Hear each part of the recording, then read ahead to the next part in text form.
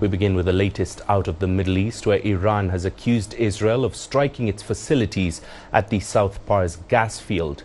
In retaliation, Tehran has targeted energy infrastructure across the Gulf, firing missiles at Qatar and Saudi Arabia. U.S. President Donald Trump says Israel attacked the Iranian gas field without U.S. or Qatari involvement. However, he says he was told in advance.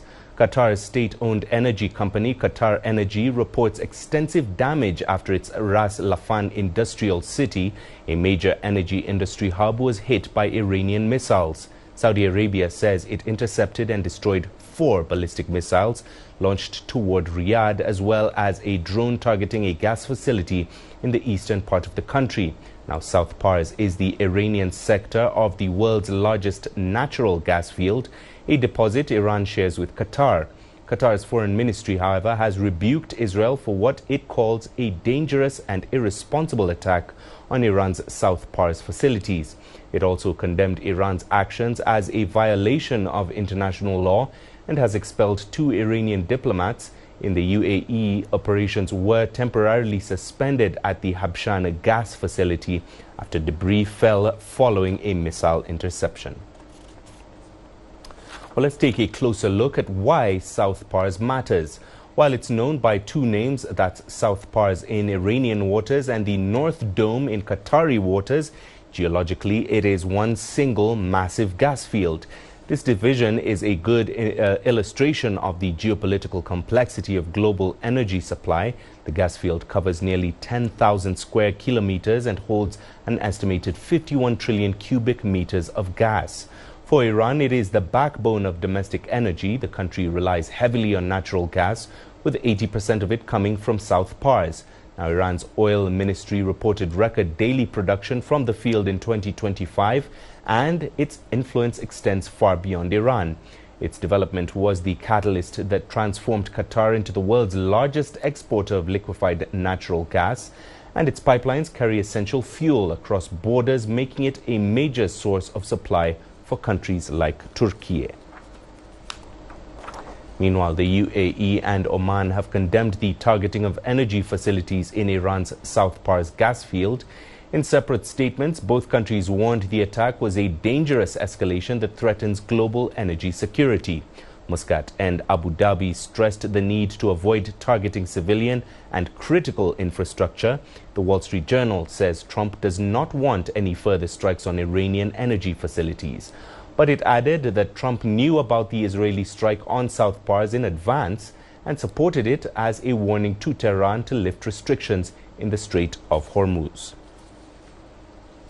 Well, Iranian President Masoud Pezeshkian has confirmed the death of the country's intelligence minister, Ismail Khatib, in a recent attack. Pezeshkian made the announcement in a post on X on Wednesday, where he expressed sorrow over the deaths of Khatib, National Security Chief Ali Larijani, and Defense Minister Aziz Nasiradeh. Israel says it killed the senior Iranian officials. Iranian Supreme Leader Mujtaba Khamenei has vowed retribution. Our reporter Saper Seremi covered a funeral in Tehran held for those officials. I've come here to center of Tehran at Engelab Square to attend the funeral of those Navy personnel on Dana destroyer that was struck by U.S. forces while it was returning from a joint maritime drill from India, and also 2 other prominent Iranian people who were killed 2 days ago. The first one was Ali Radijani, a very, very important person in Iran's politics, and he was the secretary of Iran's Supreme National Security Council. And before that, he held several other key positions in Iran. He was killed, and also another person who was the head of Iran's Basij organizations under the auspices of IRGC. These 2 people were killed 2 days ago by Israeli-U.S. strikes. So as you see, people have gathered here to mourn for these people, and also they are chanting slogans against Israel and the U.S. I also had the opportunity to speak with some of the people who have participated in these gatherings. Ali Larijani was a man of revolution, and he was a strong man, and he knew strategy. That is why during the 12-day war, our deceased supreme leader granted him a very important position.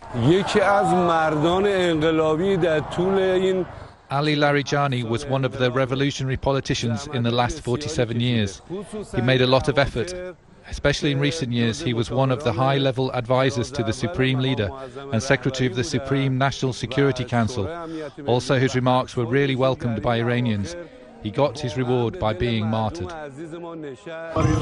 He lived an innocent life, and he died in an innocent way. He was indeed innocent. As you saw, many people have gathered here to mourn the death of Iran military personnel and also prominent figures, including Ali Larijani and General Soleimani. And I have to add that this is all despite the ongoing conflict and also high risk, because just in recent days, this square, has been targeted by U.S.-Israeli forces many times. And it's very dangerous, but still there are people here gathering to show their unity. CGTN, Tehran. Israel has intensified its airstrikes on Beirut, killing at least 10 people and destroying a 10-story building near the city center. The conflict between Israel and Hezbollah is now seen as the deadliest spillover of the broader U.S.-Israeli war on Iran. The group began launching rockets at Israel in support of Tehran on March the 2nd. Since then, more than 900 people have been killed in Lebanon and 1 million have been displaced. Our correspondent Zahra Al-Derzi spoke with Beirut residents living near destroyed sites. We were at the Abu al-Fadel Cafe. It's a well-known spot where we gather and stay up late when they warned the building's residents to evacuate. As usual, we took the women and children and moved them to a nearby building where they spent the night. They claim it's a strike against Hezbollah, but there's no Hezbollah presence in this area. They say Hezbollah is hiding money there. But why would they put money here, especially after this area was already targeted in the 2024 war? They are lying. Our message to Trump is this: we will defeat you, and we will defeat the West, because you will not be able to defeat us. The people of the South cannot be defeated no matter how many fleets, tanks, and aircraft you bring. In the end, we are the rightful owners of this land, and we will defeat you. No colonizer has ever set foot here without us driving them out. They cannot remain on our land. Even if the entire U.S. fleet comes to Beirut, we will defeat them. Senior Trump administration intelligence officials have testified before the Senate Intelligence Committee's annual assessment of worldwide threats to the U.S. They faced questions over the war on Iran and whether Iran really posed an imminent threat before the U.S. and Israel launched their attacks. CGTN's Walter Morris has the details. Senior Trump administration officials testifying on Capitol Hill Wednesday for the Senate Intelligence Committee hearing on worldwide threats to the U.S. Iran has long viewed the U.S. as an adversary and is engaged in active conflict with the U.S. U.S. Director of National Intelligence Tulsi Gabbard was joined by the heads of the CIA, FBI, and top cybersecurity and defense officials to deliver the annual assessment. Gabbard quickly facing tough questions from opposing Democrats about Trump's comments earlier this week over Iran's response to U.S. and Israeli strikes. He had no idea, was shocked that the Iranians had moved to take over the Strait of Hormuz. Did you provide any intelligence that would say that it would be, that it was not likely that the Iranians would try to move on the strait? I'm not aware of those remarks, and I think those of us here at the table can point to the fact that historically the Iranians have always threatened to leverage their control over why would the president say he was amazed? I'm not aware of those remarks. What about the comments the president made that thought that he was surprised again, reports that Iran struck the adjacent Gulf states? Again, I'm not aware of those remarks. We have been let me and ask you continue this. to provide Did you brief the president? Did you brief the president? Did you brief the president if he starts a war of choice, that the likely result would be that Iran would strike adjacent Gulf nations? The tense hearing coming one day after a senior U.S. intelligence official stepped down due to his concerns over Iran. In his resignation letter, Joe Kent, the former director of the National Counterterrorism Center, writes he cannot support the conflict because he believes Iran posed no imminent threat to the U.S. Wednesday, Trump's Republican allies and the head of the CIA defending the administration's decision to launch military strikes against Iran. If left unimpeded, yes, Senator, they would have the ability to range missiles to the continental U.S. It's one of the reasons why degrading Iran's missile production capabilities that is taking place right now in Operation Epic Fury is so important to our national security. During the hearing, lawmakers also pressing Gabbard over her involvement in the FBI's controversial seizure of 2020 election ballots at election offices in Georgia, and the Democratic senator from that state having a heated exchange with Trump's director of national intelligence shortly before moving to a classified session. Yes or no? Senator, the only person who can determine what is and is not an imminent threat is the president. False. This is the worldwide threats hearing where you present to Congress national intelligence, timely, objective, and independent of political considerations. You've stated today that the intelligence community's assessment is that Iran's nuclear enrichment program was obliterated and that, quote, there had been no efforts since then to try to rebuild their enrichment capability. Was it the intelligence community's assessment that nevertheless, despite this obliteration, there was a, quote, imminent nuclear threat posed by the Iranian regime? Yes or no? It is not the intelligence community's responsibility to determine what is and is not an imminent threat. Okay. That is up to the president here's the problem. Based on a volume of information it is precisely that he receives. It is precisely your responsibility to determine what constitutes a threat to the United States. This is the worldwide threats hearing. An intelligence committee in the U.S. House of Representatives will hold a similar hearing Thursday.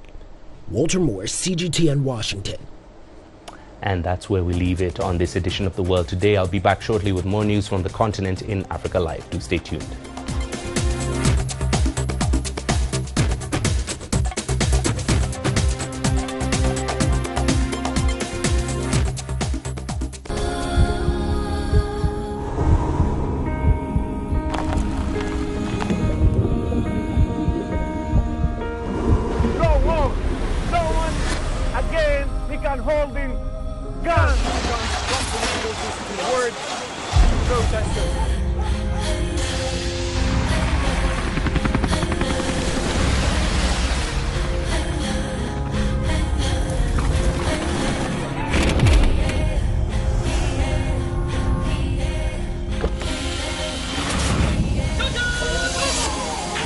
Were you worried about your life at that particular time? Not at all. Excellency, thank you very much for your time. What is your assessment of the state of the continent today? Africa has the potential to power itself. Excuse me.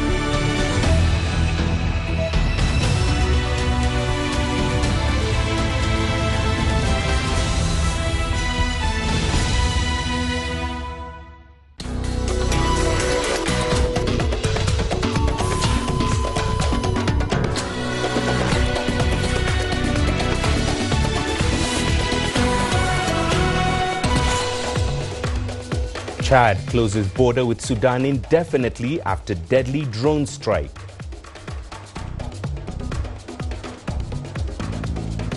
Nigerian soldiers repel an attack on a base and kill 80 insurgents. And 2025's Global Terrorism Report says the Sahel accounts for nearly half of all terror-related deaths for a third straight year. Hello and welcome to Africa Live, wherever you're joining us. I'm Mahia, Mutua in Nairobi. Here's what else is coming up in the program. In business, Kenya revives construction of railway link to Uganda.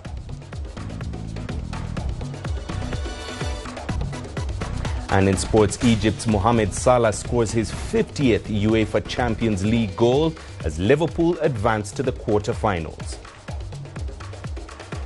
Welcome to the program. Chadian President Mahamat Idris Deby Itno has ordered the indefinite closure of the Chad-Sudan border following a drone attack in the border town of Tine on Wednesday that left 16 people dead. The decree came after an emergency meeting where Deby ordered retaliation for any future attacks originating from Sudan. He also instructed officials to visit the affected area to assess the extent of the damage. Chad and Sudan share a long and porous border, which has been a crossover point for refugees fleeing conflict from Sudan into Chad. Now, the 1,400-kilometer border has been a conflict zone since fighting broke out in Sudan in April 2023. Just this past February, a rocket launched from Sudan into Tine town killed 15 soldiers and 8 civilians. And in Nigeria, army troops backed by air support have repelled a major insurgent attack on a military base in Borno State, killing at least 80, that's including senior commanders. The army says the pre-dawn attack targeted a position in Malam Fatori near the Niger border, with insurgents advancing on foot and deploying armed drones. Anticipating the attack, the troops launched what officials called an offensive-defensive response, supported by precision airstrikes from Nigerian and allied Nigerian forces. 4 soldiers were wounded there. They also recovered a large cache of weapons, including assault rifles, RPG launchers, machine guns, ammunition, improvised explosive devices, and armed drone components. The attack comes amid a surge in violence that's days after deadly suicide bombings in Maiduguri, signaling a possible shift in insurgent tactics. Well, Nigeria's Vice President Kashim Shettima has visited survivors of Monday's suicide bombing in the northeastern city of Maiduguri. 23 people were killed in the triple attack, targeting a main market, a post office area, and the entrance to a leading hospital. More than 100 others were injured, with many still in hospital. The incident happened just after residents in the Muslim-majority city broke their Ramadan fast. It comes as fighters from Boko Haram and the rival Islamic State West Africa province have ramped up attacks on military and civilian targets in recent months. Vice President Shettima condemned the attacks and said the government was working to restore security across the nation. Well, we are here to commiserate with the government and people of Borno State over the sad incident of the suicide bombing attempts. I want to assure the people that we will not rest on our oars until full peace and sanity is restored in Borno, the Northeast, and the nation as a whole. It's a tragedy because no religion sanctions the killings of the innocent. But these demented monsters called Boko Haram, I don't even consider them as members of the human race. The U.S. is hosting Rwandan and Democratic Republic of Congo officials in Washington in talks aimed at concluding the peace process for Eastern DRC. They are a continuation of negotiations held in December, where the presidents of the two countries signed a peace deal. In a joint statement released on Wednesday, both sides agreed to a series of coordinated steps to de-escalate tensions. These include supporting each other's sovereignty and territorial integrity, removal of M23 rebels on DRC territory, the neutralization of the FDLR by the DRC, and the protection of all civilians. The UN, the US and others have repeatedly accused Rwanda of supporting the M23, while Kigali has repeatedly denied those allegations. Now, the talks in Washington come weeks after US Treasury Department sanctioned the Rwandan Defense Force and 4 senior officers. Recent reports suggest that the US could be nearing an understanding with Mali that would allow US surveillance aircraft and drones to operate once again over Malian territory to monitor insurgent groups. But Malian authorities say such claims are premature, insisting that no military cooperation is currently under discussion. Mamadou Tapili brings us more from the Malian capital, Bamako. Malian authorities insist talks with Washington remain focused on diplomacy, regional stability and economic engagement, not military cooperation. The Malian state newspaper Le Soir reported that Bamako is neither requesting nor seeking military cooperation with the US at this time. Officials also dismissed reports suggesting that renewed US cooperation will depend on the departure of the Russian-linked Africa Corps. It is very difficult for countries that fall under the umbrella of the Russians to work with the Americans, so it will be very difficult, in any case, to have military cooperation with the Americans as long as the Russians are engaged on the ground. Still, Washington appears to be adjusting its approach toward the Sahel.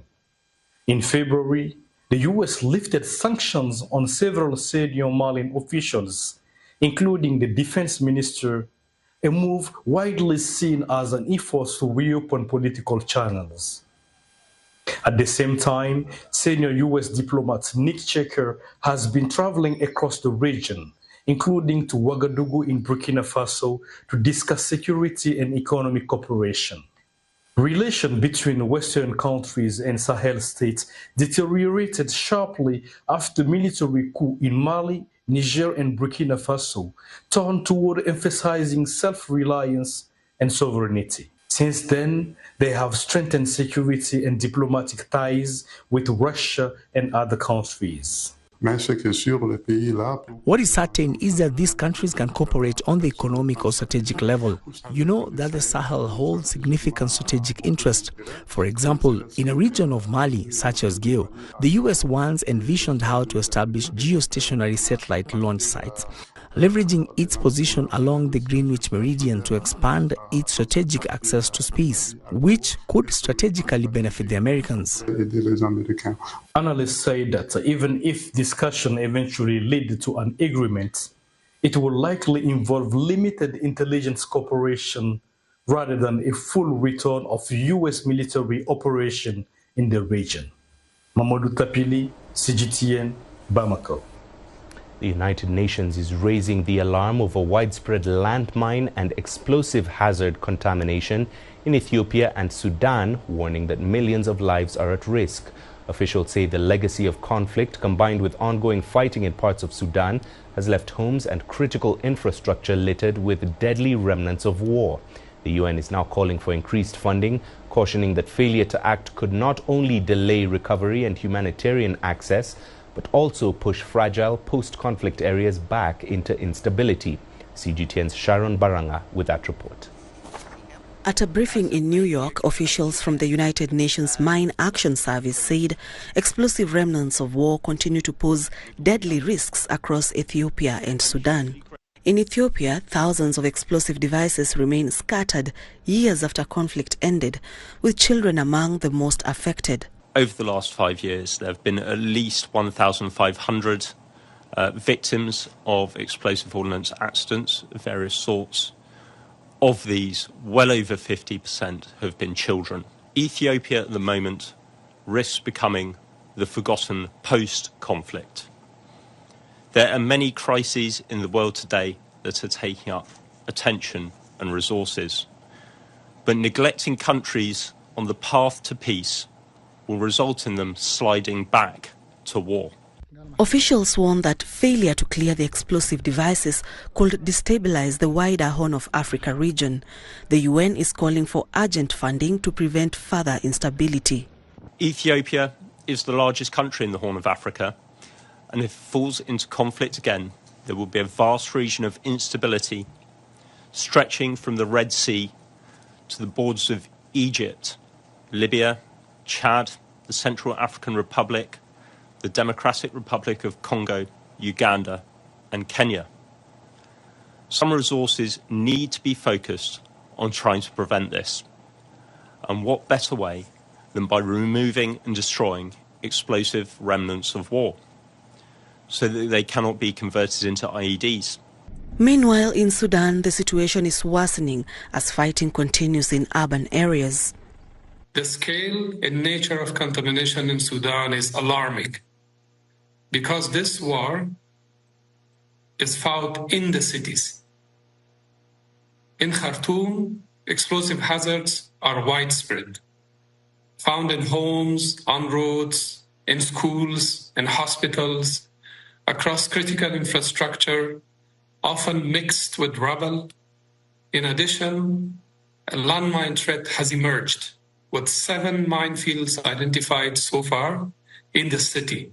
Aid agencies say landmines are also blocking humanitarian access and slowing recovery. We estimate that around 14 million people are at risk from explosive hazards. This includes civilians, returnees, and humanitarian workers. Who is at greatest risk? Sudan's children, who often play with items in their community without realizing their risks. Explosive ordnance is also now one of the most significant threats to safe humanitarian access. It directly affects the ability of aid workers to move, to deliver assistance, and to operate safely. UN officials stress that mine clearance is critical not only for safety but for long-term peace and development. Sharon Baranga, CGTN. Let's turn to Nigeria now, where hundreds of drivers in Lagos who are signed up with ride-hailing services have protested over low fares and high commissions. They marched to the State Assembly on Wednesday, calling on local government officials to intervene and mandate higher pricing. They say their take from fares is minimal once the rising cost of fuel and the commission are accounted for. CGTN's Jane Keo with more. In their hundreds, the drivers marched on the streets of Nigeria's commercial capital, Lagos, demanding better fare rates. They accused the digital cab apps, namely Uber, Bolt and InDrive, of charging too much commission, sometimes as high as 30% of their total earnings. It comes amid soaring fuel prices in Nigeria, worsened by the Middle East crisis.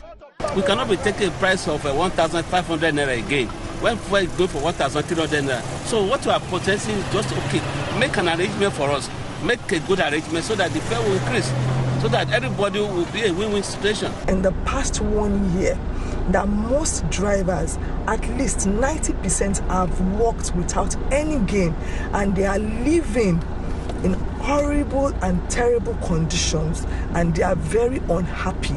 And we say no to bad pricing on all the apps, be it InDrive, be it Bolt, be it Uber.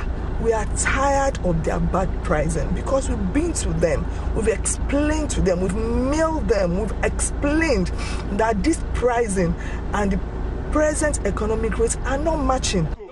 Uber, Bolt and InDrive have yet to comment on the matter. The frustrated drivers marched to the Lagos State Assembly to present a petition. They say they hope the lawmakers will address their grievances. What we are here is just to show our displeasure and to let the House of Assembly of Lagos State and Mr. Governor know that what Uber, Bolt and InDriver, what they have bring to us in our fatherland, we can no longer take it. We go to their venues every 3 to 4 months to have our inspection done. We pay for all these things for them to verify that the car is in good condition. So you spend your money to make sure your car is in good condition. You spend your money to buy fuel. According to the drivers' unions and transport regulators, Nigeria is one of Africa's largest markets for app-based drivers. Roughly half operate in Lagos, a city of more than 20 million people. Jane Keo, CGTN. Now, as the US-Israeli war on Iran escalates, Iran's blockade of the Strait of Hormuz has squeezed shipping traffic to a trickle. This has forced some cargo vessels to seek other routes, including Kenya's northern port of Lamu. CGTN's Crystal Onkeo reports. The Kenyan port of Lamu has been a hub for regional trade, serving northern Kenya and its landlocked neighbors, including South Sudan and Ethiopia. But recently, it has seen increased traffic. Kenyan port officials say 3 cargo vessels redirected from the Middle East have docked there. Over the last 3 weeks, we've been very busy. We've received the first car carrier we received last week. And this is the second car carrier, which is carrying the highest number of motor vehicles to be transshipped at the port of Lamu. This car carrier is carrying over 3,800 motor vehicles and 54 packages. This ship arrived yesterday and she will be sailing tomorrow afternoon. The latest to arrive is the car carrier Grand Florida from Yokohama, Japan. This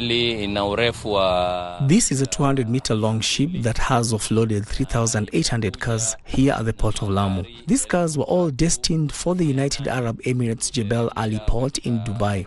But due to the prevailing challenges in the Arabian Gulf, she has had to divert from her destination Jebel Ali to Lamu. The port is now temporarily holding the offloaded vehicles while shipping agents and cargo owners arrange onward logistics once conditions allow. The diversions signify a reassessment of shipping routes by firms looking for safer harbour, positioning Lamu as a growing alternative maritime gateway in East Africa.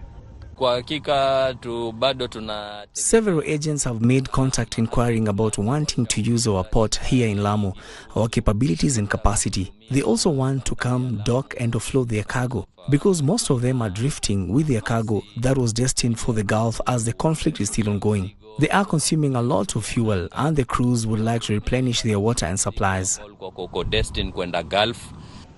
Port officials say they expect increased activity, with more vessels likely to divert as shipping agents continue to assess the port's capacity. Crystal Onkeo, CGTN. Now, there are growing concerns that the ongoing U.S.-Israeli attacks on Iran will expose African countries to the risks of acute food shortages. Experts say the conflict could severely disrupt supply chain access across Africa, putting pressure on countries that depend on these imports to feed their populations. CGTN's Robert Nagila sat down with agricultural economist Kennedy Oyugi from Africa Harvest and began by asking him the impact of the conflict on Africa's food security, despite it being thousands of kilometers away. Africa gets affected indirectly but very, very significantly, especially in terms of access to food. This is because quite a number of African countries do import food from the areas that are affected. So there's likely to be actually food security issues that will be felt, not just in terms of theory and discussions, but on the people's tables at household level. Can you tell us what measures African governments can take to cushion their populations? Basically, governments need to assess their food security situations depending on their food balance sheets to see which areas are they deficient in terms of stock availability, especially for commodities that are imported from the affected areas, like rice in Kenya and other East African countries. We need to start thinking of what could be the substitute for these commodities in case these tensions will remain with us for a longer period. So governments need to start looking at what is it that they can access as food, alternative foodstuffs for these people who have been relying on food imports. If the conflict itself is prolonged, what are we likely to face on the continent? What is the scenario likely to be? It also has even immediate implications, because if people start fearing that there could be shortages in energy, then the natural response is people start hoarding even what they have today.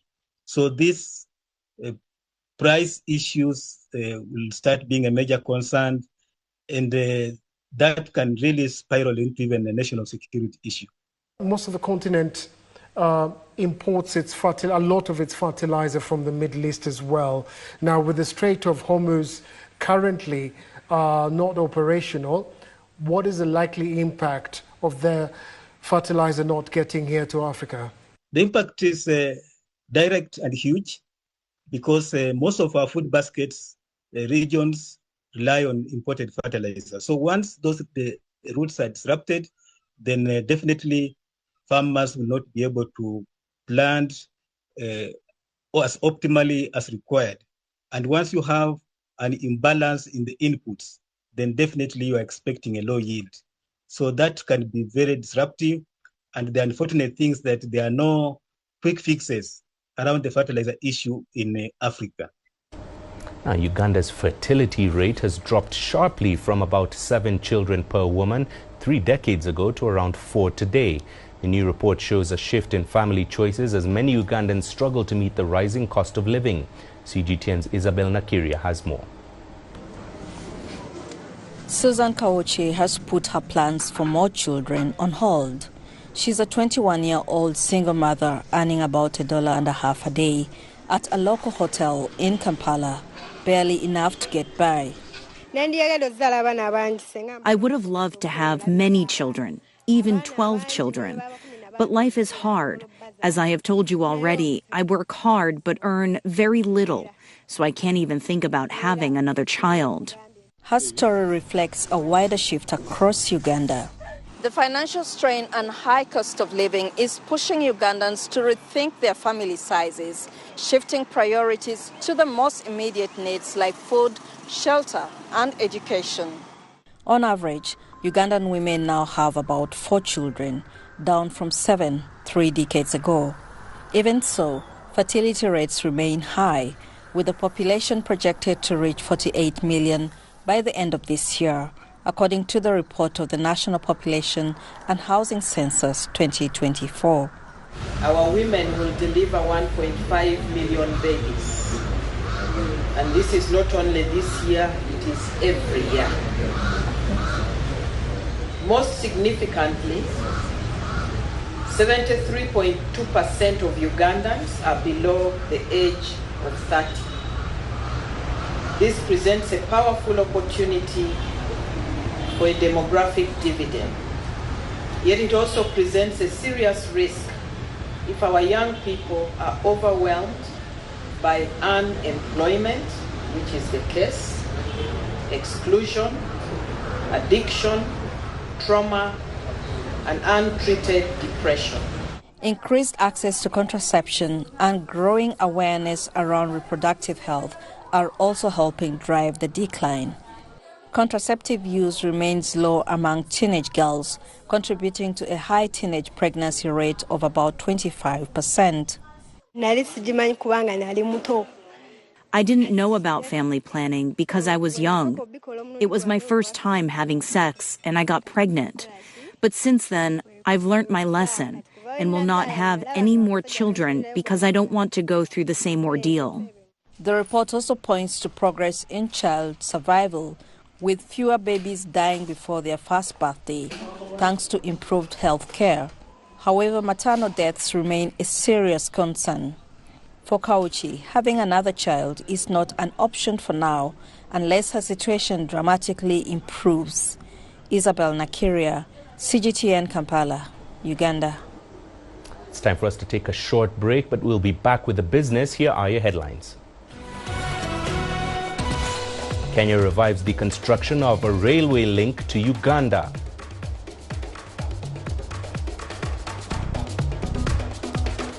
And countries across the globe enforce emergency measures as oil prices soar amid the US-Israeli war on Iran.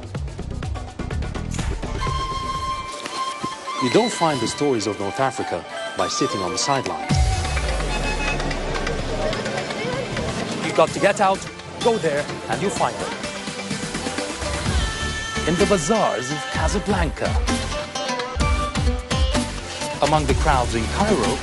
Who come to visit Cairo, the ancient capital of Egypt. Along the waters of the Nile. Along the sands of the Sahara. No one else will take you where we can in North Africa. No one else will show you what it's all about. CGTN, see the difference.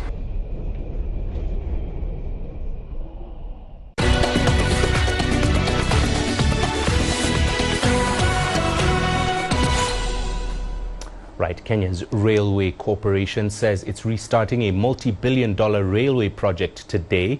The railway's first section linking the port of Mombasa to the capital Nairobi was completed back in 2017.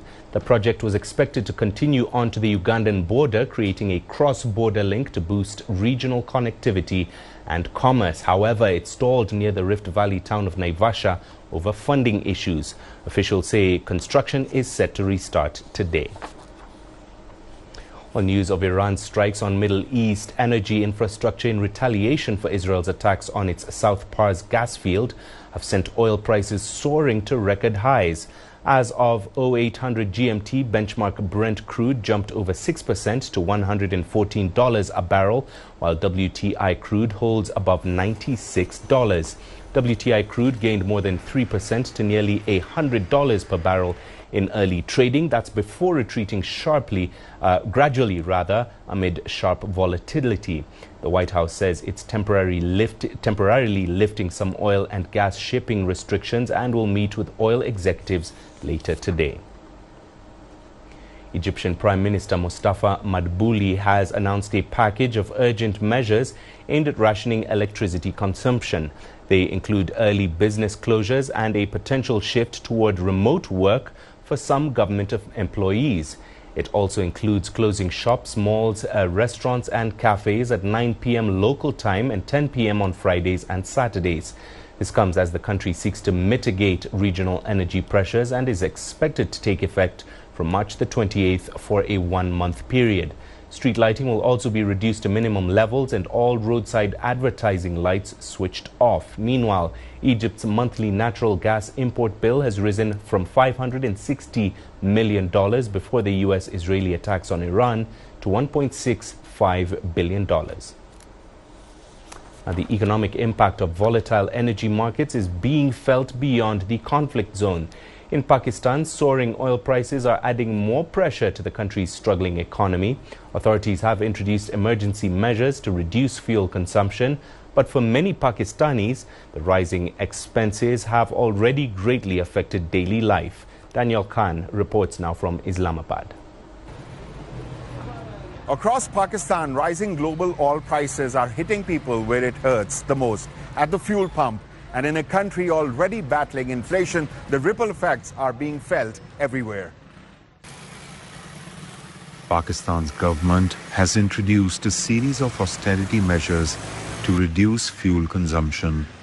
Schools have been closed for 2 weeks, offices encouraged to work from home, and government departments ordered to cut energy use and spending.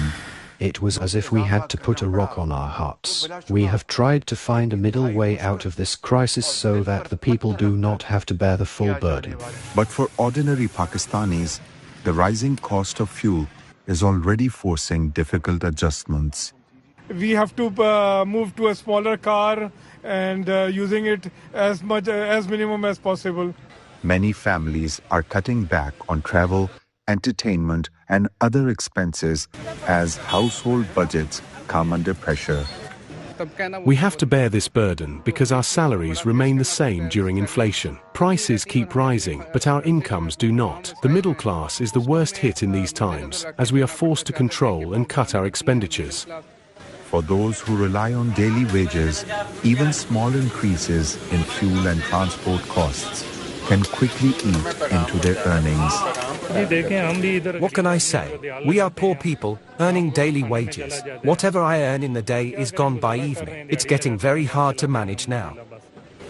In Islamabad's Ramzan markets, shopkeepers say rising transport and fuel costs are affecting business as well. Among them is Bengal seller Sher Mohammed, who invested heavily in stock ahead of the Eid festival, hoping for strong holiday sales.